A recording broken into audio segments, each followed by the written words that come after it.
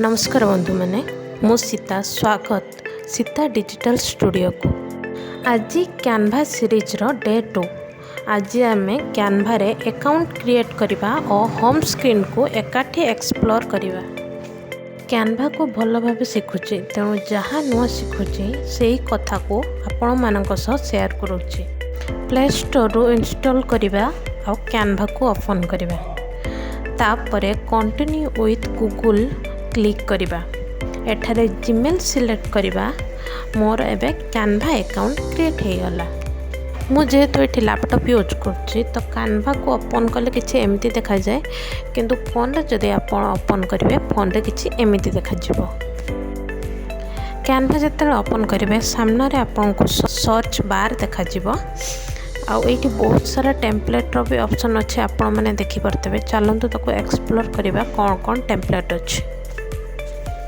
ये गोटे social media भी ऑप्शन अच्छे, जोटा कि आम समस्त को दरकार, जो आम कैनवा यूज करवा शिखुचे। ये देखो तो बहुत सारा ऑप्शन अच्छे। फेसबुक पोस्ट अच्छे, इंस्टाग्राम पोस्ट अच्छे, इंस्टाग्राम स्टोरी पकेवाई अच्छी, यूट्यूब थंबनेल क्रिएट करने अच्छी। आपण मैंने ये देखिपे केते सारा टेम्पलेट अवेलेबल अच्छी। या यूज करके हमें सुंदर सुंदर Instagram post YouTube thumbnail create करि परिया। कैनवा रे मध्य एआई फीचर अच्छी। कैनवा एआई को किसी एमती यूज करा जाए। एथरे जेहेतु मु किसी यूज करनी, मु किसी जानिनी, यूज कले निहाती मु आपण मानक सह शेयर करिवि। एठी गोटे मु इंस्टाग्राम पोस्ट बा स्टोरी को ओपन करछि। देखंतु केते सारा टेम्पलेट अच्छी। एठी टिके देखिबा कौन कौन टेम्पलेट अच्छी।